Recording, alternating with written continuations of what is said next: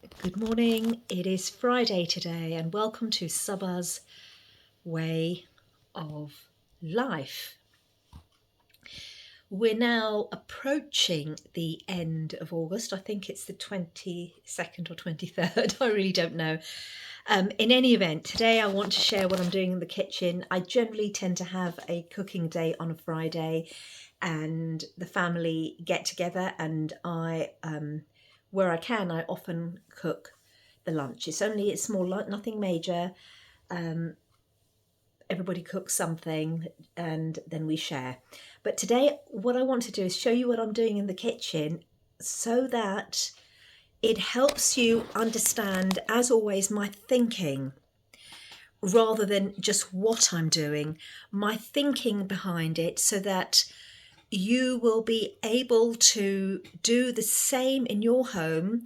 Those of you watching this, obviously you want to be able to cook with ease and live a way of life that is more in alignment with nature, family, connection and community. And this means you've got to live that way, not talk about that way, but actually live it in your daily way of life. So that's the idea behind this. So without further ado, let me get on and just show you what I'm doing and then talk about the method of thinking while I'm showing you. I'll turn this around. Okay, so the kitchen's got a lot going on, and my kitchen always has. I try to stay tidy while I'm cooking. It doesn't always work, but I try. So I am making a chicken pilau today. It's a beautiful chicken pilau. So I'm not focusing on how I cook this. I'm just showing you what I'm doing. So I had taken this out of the freezer yesterday, and I've got about 5, 6, 7 chicken pieces here, legs and thighs on the bone. On the bone is important because that's where the nutrition is. These aren't organic. I don't always, let me just turn this around. I don't always have the ability to buy organic and farm raised. I do what I can. It's what you do most of the time that matters. Just be conscious. You know, we're in an environment where it's not always possible, and that's okay.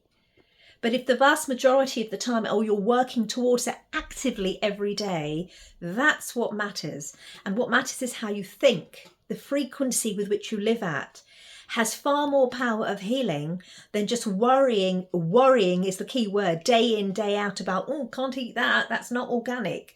Remember what it's the way of thinking. Okay, let me go back.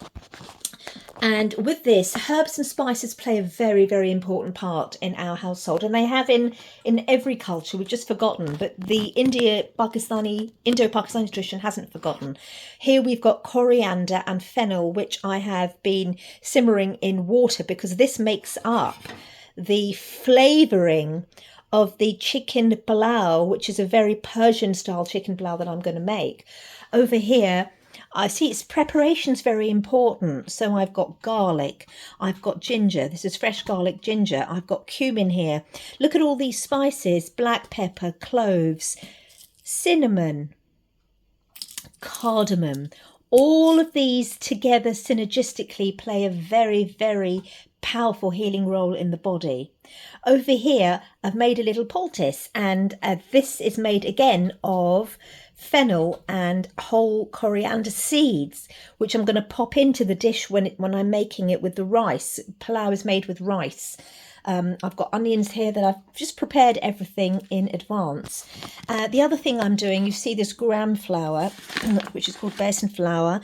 I'm also going to prepare, because tomorrow we've got a barbecue at my mum's, and I'm going to do my little bit, and I'm preparing to make called bagora, which is onion or potato. They're bhajis. So I'm always thinking ahead, and I think to myself, well, what I can do is prepare the gram flour, which is what eventually, with whether you use potatoes or onions or a mixture and herbs and spices, I spice up the gram flour with everything that needs to go in it. And there's some beautiful spices that go in it. There's ajwain, look that up, which helps with the digestion, because when you're using gram flour, chickpea flour, you can sometimes have problems with digestion. These are all ancient recipes which are passed down. Fenugreek goes in there. You know, you've got a little bit of garlic, you've got ginger, you've got cumin seeds, you've got cracked coriander that I put in, which I do myself. All of these different things, and turmeric, and you make up this kind of dry mixture, and then eventually you fry it, and you fry it in a quality oil. But you can fry it in ghee, but I like to fry these because otherwise it becomes very sticky and fatty. I like to fry these in a quality oil. Now, finding a quality oil is very, very hard these days. So what I do is find the best type of vegetable oil that I can. I don't like using it because most of them are all processed in a horrible way, but I use the best type of oil that I can, and they taste delicious. But generally speaking, I don't use oils. There are some exceptions, and that's okay. With this, I make a delicious chutney as well, which is made with green chilies. Again, green chilies and coriander from the garden and mint leaves from the garden, with lemon juice, with garlic. Just all these things together taste so good when you've learned how to cook them. So we've forgotten all of this. Every culture has it. And if you're lucky enough to have parents, grandparents, go and spend time with them. This is what you should be doing to live a way of life in harmony with nature.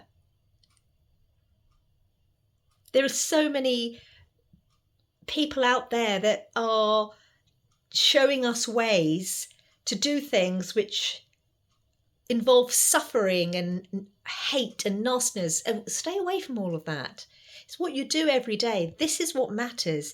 This is the frequency you want to live at. And the more people that do that and stay away from all those distractions, the more we are going to create a loving world. It's very important to understand this, and it really is that simple. Everything should stem from love and tradition. Bring tradition back in, traditional ways. Technology is great in balance, but we've tipped too far that side. Bring back the traditional ways and use your own human technology. We've got it all in us. The other technology is trying to mimic human technology. We're very powerful. I keep talking about this. Don't underestimate what I'm saying. Let me go back to this. The other thing I'm doing is I've got this butter, and there's quite a lot of it here, and I'm going to make ghee. So this is going to cook. I've got the saucepan out over here. So all these things are going to be happening at the same time on a low heat, and I'm going to cook and make another batch of ghee. This is what the ghee looks like. You've got it here. This is the last kind of pot I've got. I make lots of batches of them, and then I use them.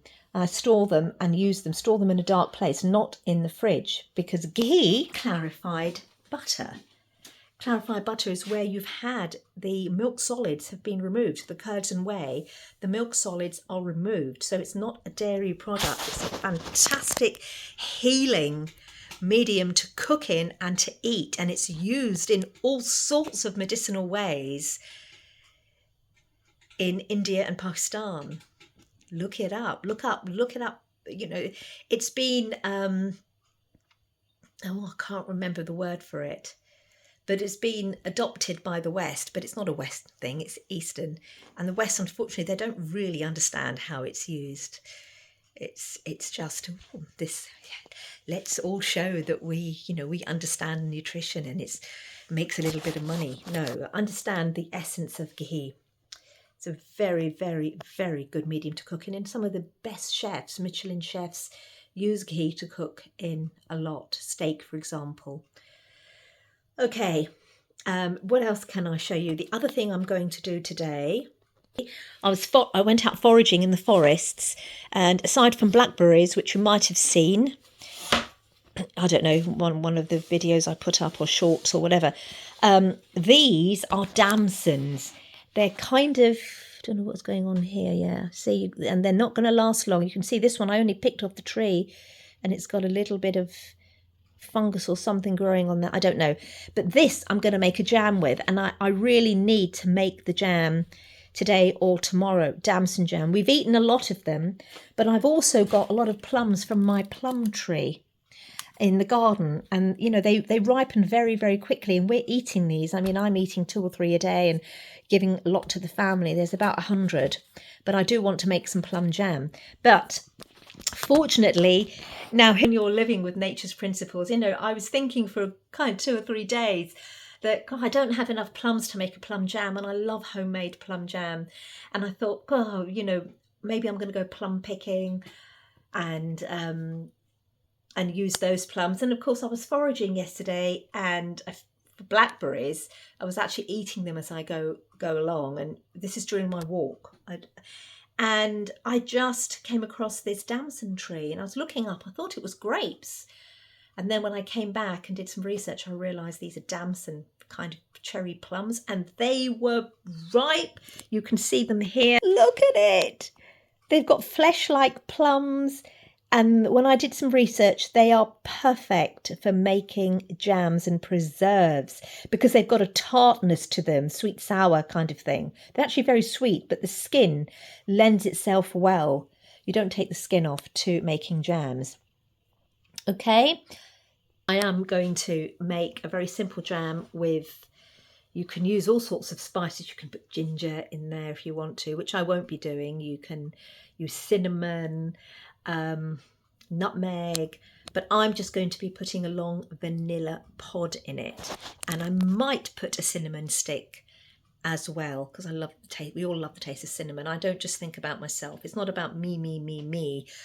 And we have to be very conscious of the words we use, because I use I a lot. Well, I did this and I did this, and then I kind of think, oh, why are you doing that? And it kind of centers all around me and our ego. We've all got an ego, nothing wrong with that, but it's whether we identify with it all the time. You'll know the type of people that do. And it's just being aware. So what I'm doing is when I'm making this jam, I do this not just for myself, I do this for the entire family. How much can I eat? Okay, the other thing, looking through the cornfields yesterday, and I picked up a few of these cobs. This is a huge cornfield. It's got thousands and thousands, and you see a lot of people just picking them up and eating them, which is really nice. So I've just picked up 3 or 4 because I thought it would be nice to put on the barbecue tomorrow, and that's what I'm going to do. The other thing here is I've got these wonderful apples.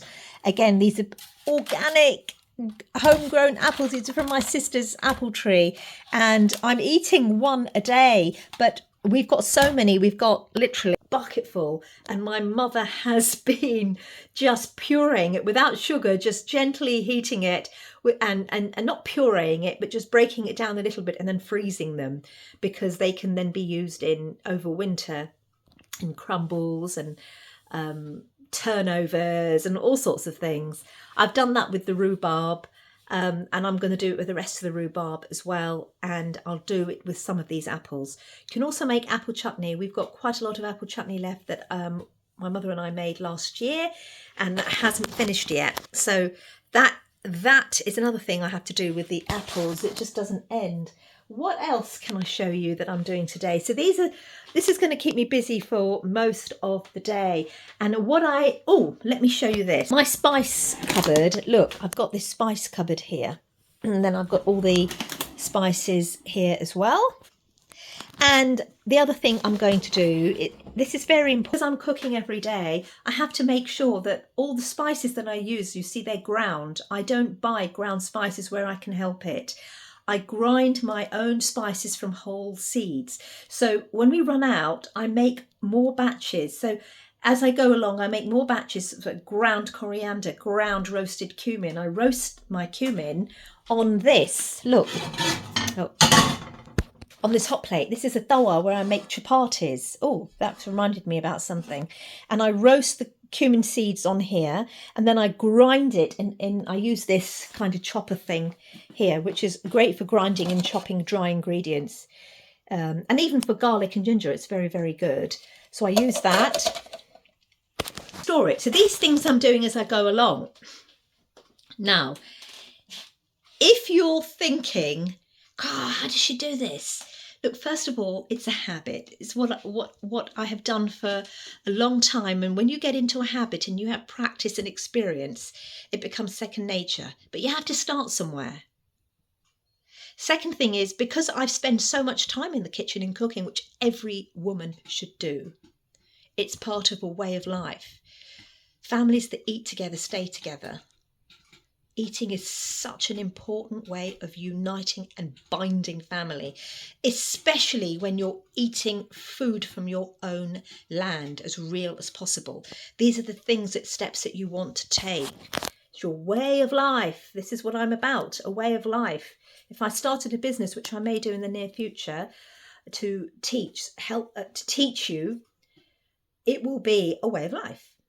So it's not about one thing, it's everything, not just food. It's just part of my way of life, but a very important part. So when I'm cooking now, I'm in the zone. This is Friday morning. It's not even 9 o'clock. I'm on my own.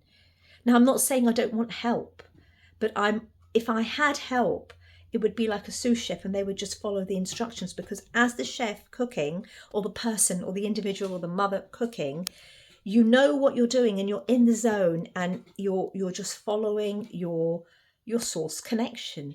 And because you've got the experience, you know, in that time I can do that, I can do this, and you're just absolutely focused. And so that love, that energy of love, this is really important, is going into the food too. When I watch my mother in the kitchen, she doesn't want anyone around her. And she has been cooking every single day since the age of 6. When her father died and her mother had to go out and work, and she's the only daughter in the family, she was cooking for all the brothers, 5, 6 brothers, from the age of 6. She learned very quickly. So she is an absolute expert master on not just her food and how to cook and traditional ways, but the mindset. And the food that she cooks, just you can taste the love in it. She knows. There's no recipes. There's no put 10 ounces of this, 4 ounces of that. That's what you want to get away from. You can start off like that because if you have no idea, because you're completely ignorant. Most people are completely ignorant to the laws of nature. It becomes second nature. That's what you're trying to do. It should just become natural. I don't use recipes much anymore. The more I'm doing this, I'm just feeling and tasting and seeing and hearing, and that's why you don't want distractions. You just want to focus. So it becomes like a system. It's a system that just works naturally. And I'm dedicating my day to this. I'll stop at lunch when I take lunch over, because we're all going to be eating together. And then I'll come back and carry on. And it's a system. So I'm just going to be starting to cook the pilau, the chicken, the sauce. I put the rice in at the end. Going to start heating the butter. In the meantime, I might have a cup of tea or my green juice. I always have a vegetable juice in the morning with some super green powder in there. Always how I feel. That's the only supplement I take aside from vitamin C. My body creates its own. It's a way of life.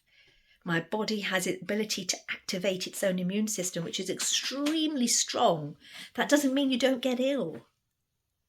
Not at all. It's the other way around. It's just the soldiers in there are strong and waiting. They know how to deal with it. And I know how to help them in the microbiome, in the gut. Oh gosh, there's so much knowledge I've got to share with you. And it's the right kind of knowledge, which is synergistic with the way of life. And that is what I'm here to do. And that is what I'm going to do. It's very important to find the balance between living a way of life and spending time online, which I hate to do. The future is absolutely offline, but you've got to live offline. So it's finding that balance and being around the right people and having the right kind of help that isn't interested in power, profit and control. Many people say they're not, but they are, like the movement I was involved in. I'm going to talk about that. I haven't finished with that yet. That's terrible. So that is what I want to share with you today. I'm also going to share pickling lemons. I have put some lemons to pickle, but I've given them to my mum, and I'm going to make another batch probably sometime next week, and that I will share with you. I had one of my viewers who asked for that, and she asked so politely and kindly and I'm going to do it anyway, so I will share that with you too. I hope you have a lovely day. I'm also going to bake bread. I've got some wonderful brown flour here. Experiment. I've got strong brown bread flour, but it doesn't always rise as easily, so I'm going to mix it with some extra strong white bread flour and see how it comes out. So I'm going to make one white loaf because Mum and Dad just love their simple white loaf. Probably no nutrition in it, but they love it. It's homemade. And I'm going to make one. This is not wholemeal. This is brown bread flour, and I'm going to mix it. So experiment with homemade, can experiment with things and just see how they turn out. That's how you learn. And if they turn out well, write it down. Write out what you did. That's the thing to do. And then with practice, if you're cooking it regularly, you'll just remember it. But if something turns out really well, write it down. It's important to do that. And above all, it's really important to enjoy. I've got some eggs here. I may also make a couple of bake a couple of cakes as well. So there's a lot to do. And for those of you who don't follow my Instagram account, you might want to, because it's easy for me to put up stories there to share with you on what I'm cooking. It's a bit more difficult on YouTube to do short after short. I don't want to spend too much time online. So I've found that stories on Instagram are much easier. But if you're looking at those stories, then you'll understand that they link to this video and what I've talked about today. And I think my Instagram account is called Saba Jackson, A Way of Life. If you're interested, you don't have to. So I hope you've learned a few little tips from here, and have a lovely Friday.